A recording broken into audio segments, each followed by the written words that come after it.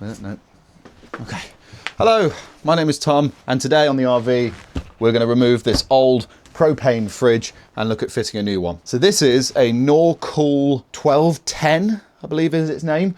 So this is from factory. This is what it came with. So this is a giant American style fridge freezer. So you've got fridge at the bottom, freezer on top. Oh, it stinks.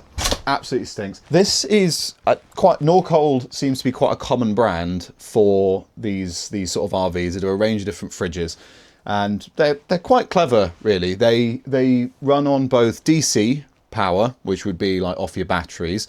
They also run, I believe, a much higher wattage, and I assume better. If you're connected up to AC power, so that would be like your shore power if you're running off your generator. But the way it works, it uses propane, so it uses the gas tank to work. I have no idea how that works, but it's quite common in RVs, campers, caravans, that sort of thing, to use a gas bottle to run your fridge. I guess the logic is it maybe uses less power, or it did back then. The problem, I've spoken to a few people about these.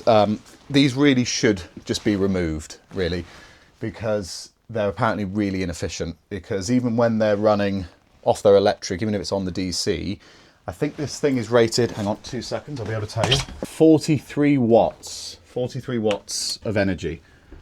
But from the people I spoke to, apparently the way these work is, unlike, say, your fridge you might have at home, which will sort of turn itself on and off constantly to maintain that temperature, these old units, they essentially will just use that wattage constantly. Now, I must be honest, I'm not sure if that's true or not. I haven't used this or tested it. The problem is, if that is true, at 43 watts, and I assume that's also then using some of the gas supply, 43 watts an hour, you've got to think, again, if we're off grid, it doesn't sound like a lot, and it isn't, but that means over the course of 10 hours, you've used 430 watts of energy. Over the course of 24 hours, my maths is letting me down here.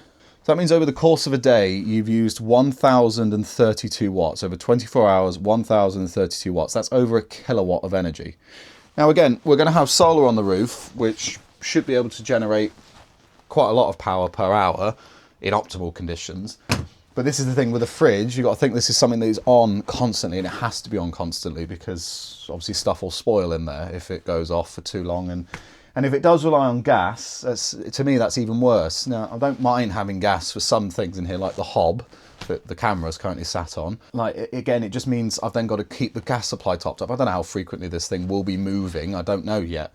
And the idea that I've got to keep finding gas just to keep this running, it's just not appealing, really. And as I said, it smells. I think what we're going to do is we're going to start removing it. So I don't know how this comes out. I'm hoping it's just screws. I'll show you the screws. There's some beefy screws. I very much doubt that's all that's holding it in. There might be some bolted parts inside. We'll have a look. So let's start removing it.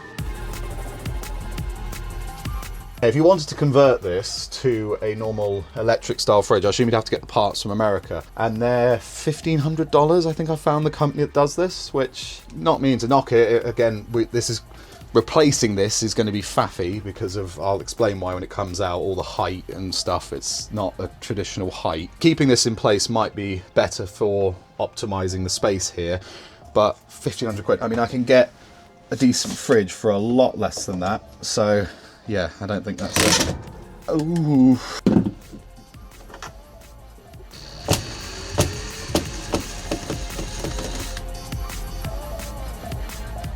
I missed one screw. There's always one screw you miss. If that gas line is made I assume it's a solid line, so it's not going to flex or anything. So I'm just pulling on a gas line, which means I'm probably going to have to try and figure out how that connects. But there should be a connection at the back of the fridge. Where's my head torch? Actually, that'll make my life a lot easier. Nice. There it is. I don't want to just start on plugging stuff, because I don't know. That could be for something else. Pretty simple to remove, but then we're going to have to figure out how to pull that through. I guess we'll just cut this foam out and have to redo it. We'll go back inside and just see how close we can get, how much movement there is on the fridge side. Maybe there's a release on that side of it. There must be, because that's how they would have put it in. Yeah, basically, there's I think the gas fee, because obviously the heating can run off both gas and electric. that isn't true. If it's not already clear, this was filmed months ago, and watching it back is painful because a lot has now come to light from just being in this thing, now living in it, that I can tell so much of this information was wrong. But I'll basically explain it. What I was trying to say was, you can see the fridge. So I'm spoiling the big surprise. So yeah, under here, there were 2 gas lines because this is actually what's called a gas furnace. Most RVs have got these. So you've got 2 modes of heating, basically. You've got the central air, which you can see the vents for there, which runs off electric if you want to heat the RV that way. But it's also got this, which is a gas furnace. So this is controlled by a thermostat inside the main bedroom at the back. And yeah, it's actually a really good way of getting some heat into the RV, especially in the mornings, because it's then away from the bedroom, so you don't hear the noise too much.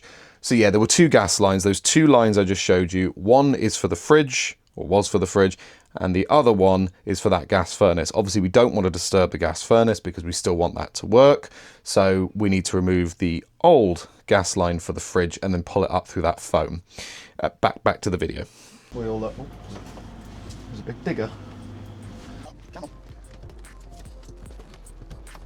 Okay, yeah, I was really surprised that it does look like those screws are the main thing holding it in. This whole thing is now, it's moving. Now, I don't know how heavy this is, whether I might need to get a friend to help me pull this out. I probably will. It's going to be very, very heavy. What I might need to do, actually, it's just raining, but I probably need to go outside and try and disconnect the gas feed to it. The gas bottles are empty, so I know it's not going to leak any gas, but yeah, I'm probably going to have to do that. Okay, big moment. We've got the fridge. We've got the fridge to wiggle. Ooh.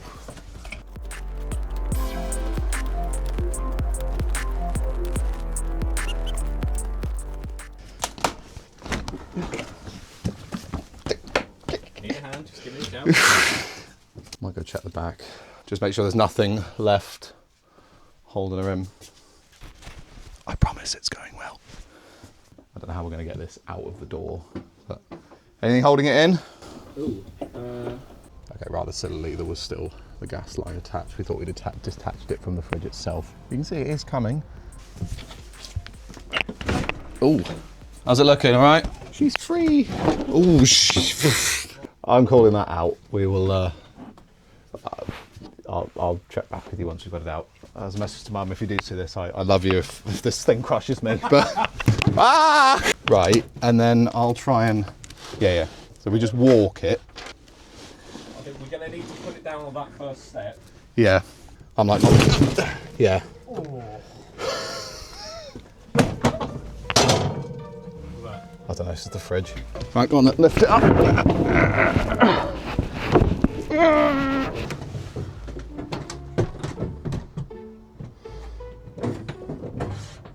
You can't even see the fridge yet. I can assure you it's there. So you've got to be careful now because this is the actual door, right, of the RV. We're not clear, no. No, we need to take that off. Is it screws or bolts? It is. Oh, screws. Right, we've got to unscrew something at the back in a minute. So I'll lift it if you can, like, bring it over. Oh, there we go. There we go. Oh, hang on. Oh, it's all the water shit. All the gubbins. All the gubbins. It will come past. Yeah. Oh, it's a boy. Oh, gee. I've still got the top. Yeah. Get there. I've crushed. Yeah. Are we on the ground? No.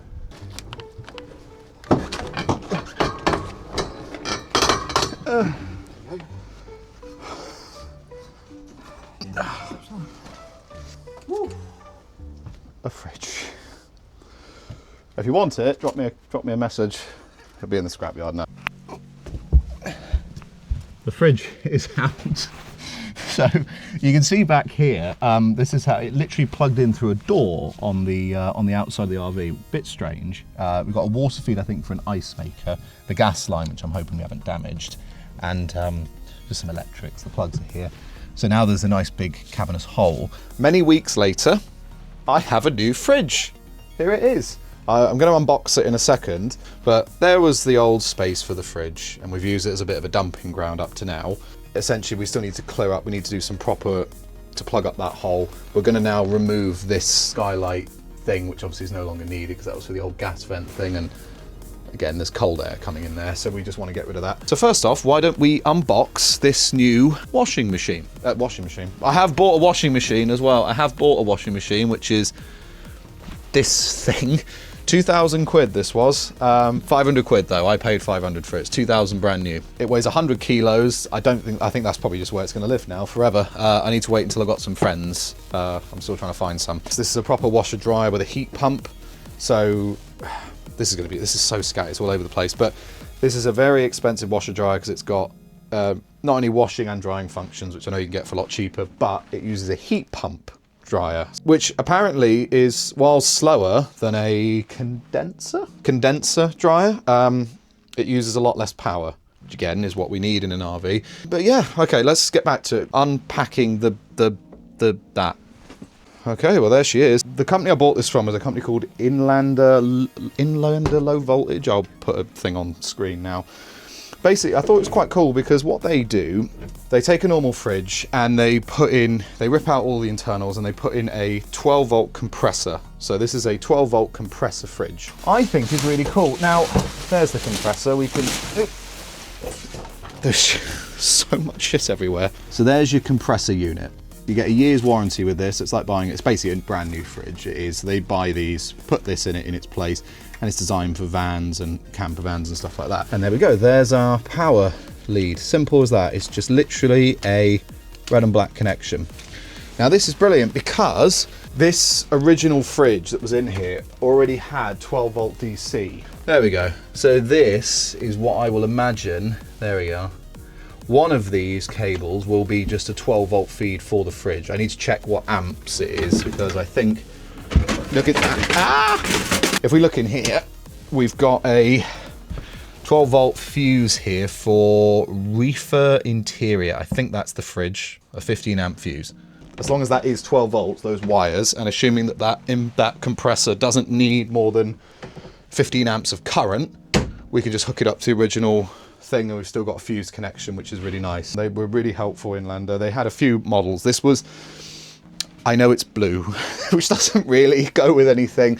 It's a shame. They used to sell these a few years ago in all manner of different funky colours, but unfortunately this was literally the last one of its kind. And the reason I went for this one was because it was the biggest one I could get. And they even said, like, we probably wouldn't convert a fridge bigger than this because it's just the compressor can't really handle it. I mean, it's more than big enough. It's the perfect depth. We'll get it in a minute, but this apparently is the same depth as that cabinet there, pretty much.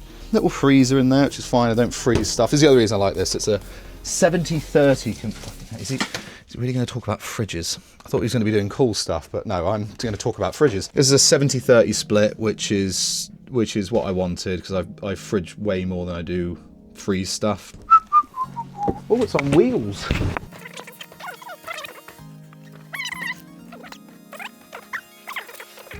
Okay, right, how the fuck am I going to lift that? Again, friends would be helpful, but I don't have any.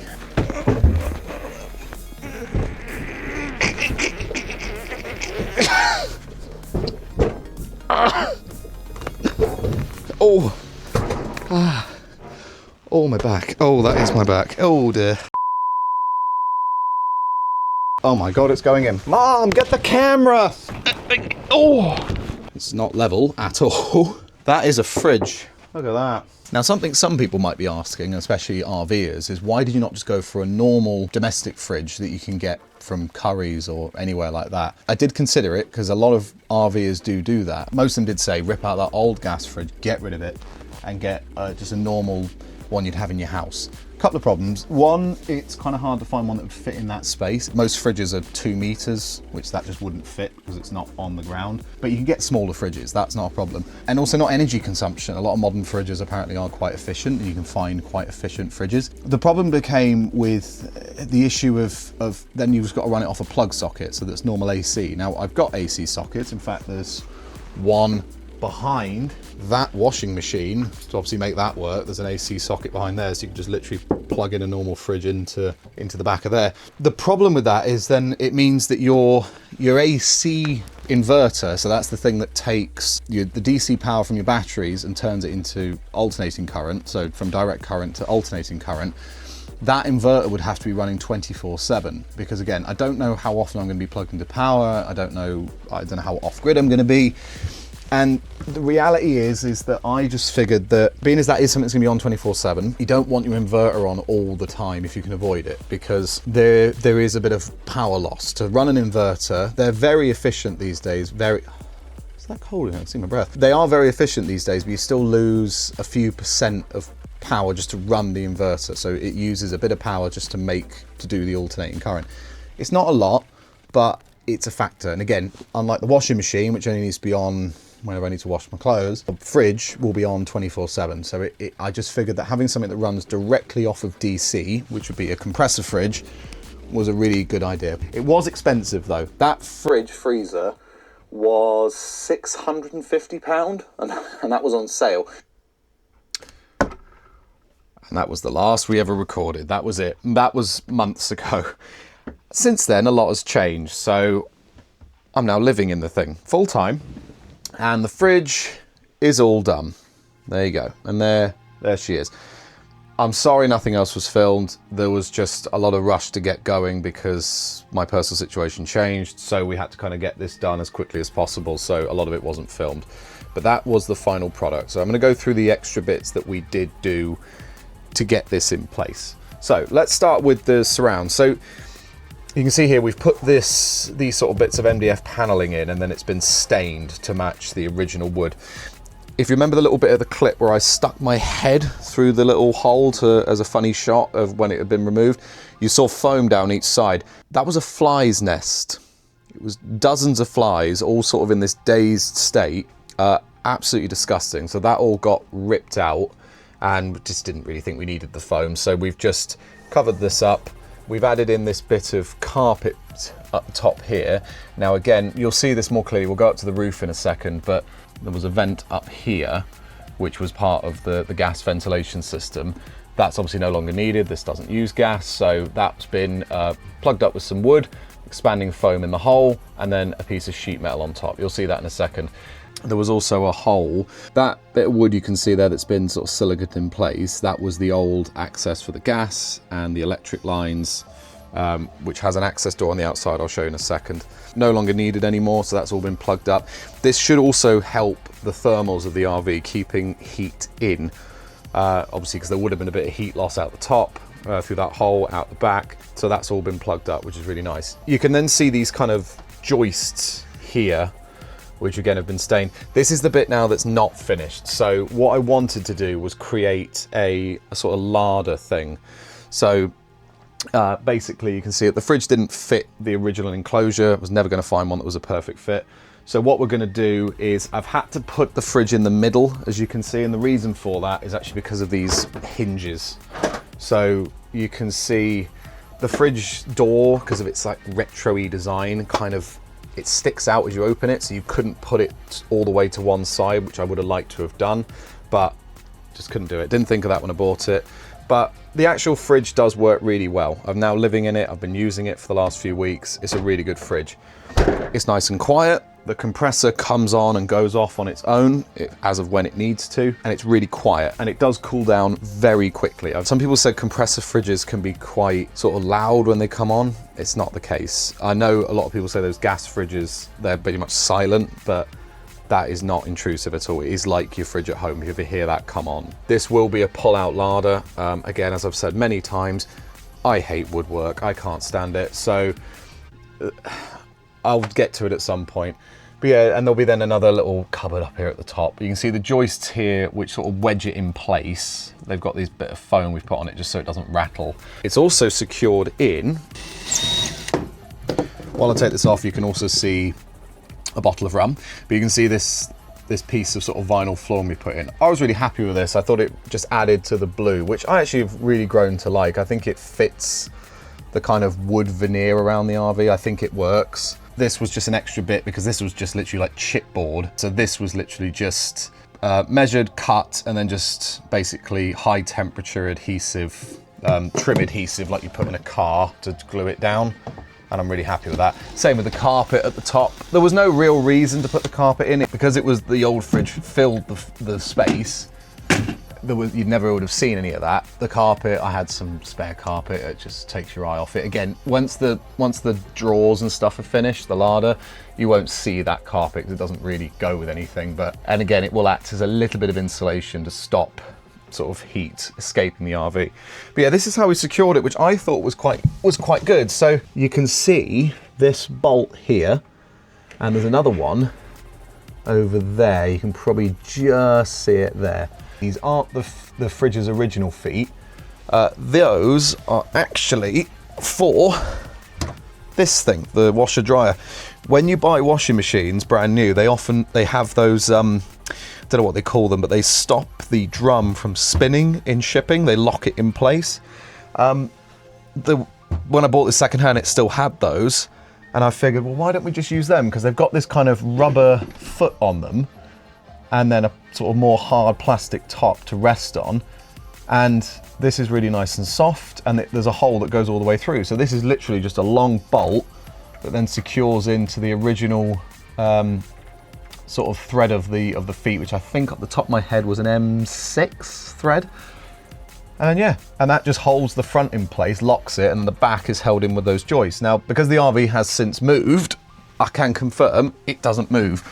And that's the thing, this is really, it's in there. It ain't going anywhere. So it can come out. We have had it out with these joists in place. They don't wedge it so much you can't get it out. You can just unbolt them and you have to kind of wiggle it out.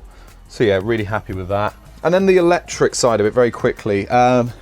You won't be able to see a lot of this. So basically, yeah, those two wires I showed you, the original RV's wires, those were 12 volt. The only thing I couldn't figure out was the fuse situation. I think I did show it, didn't I? The reefer interior, which I think is the fuse.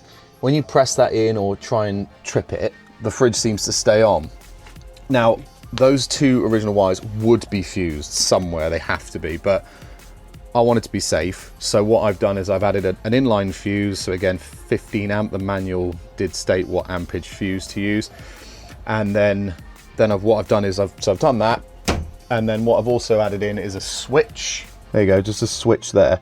So that's just something I can reach in and hard turn the fridge off, which again is handy because if I'm leaving the RV for a few days, I can just easily power it down. Again, this will all be covered up once we've made a drawer thing. One thing I haven't sort of foreseen until I've started living in it is one problem we have. It's not the fridge's fault, but our inverter or charging functions aren't working correctly for the battery. So what I mean by that is we're connected to shore power at the moment, site power, and what should happen is the batteries that obviously this runs off directly should be charged by shore power. For some reason it's not. They're not charging. So anything that's DC based on the RV, so like the lights and the fridge now, they don't charge. So essentially, if you run it after a few hours, it won't have enough voltage through the batteries to run correctly. And there's actually a little light at the back there. You can probably just see it. See that little LED?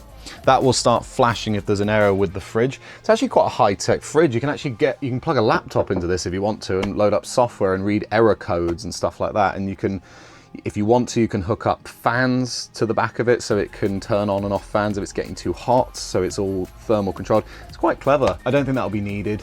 These things don't emit a ton of heat, so I don't see that being an issue. But as we get into summer, we'll see. If it starts logging issues that the fridge compressor's getting too hot, then I'll look at wiring in a fan. That's just a computer fan, something like that, a 12 volt fan. And obviously, yes, if I'd left the original fridge in place, that ran on AC power. Kind of shot myself in the foot there, but we are gonna have the solar done fairly soon. So that will resolve that problem. That'll have a new inverter and charger that comes with all that stuff. So that won't really be a problem. For the meantime, what I've just done is I've just bought this. Basically, it's quite cheap from something like Argos. This just plugs into, it's like a battery charger. It is a battery charger.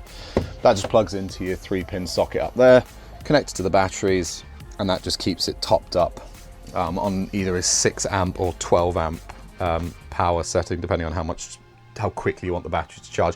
I just leave it on 6 amps overnight, and in the morning that's enough power for the rest of the day just to keep it going, and then turn it back on at night as I sleep. Right, so why don't I show you the outside, what we did on that. So follow me.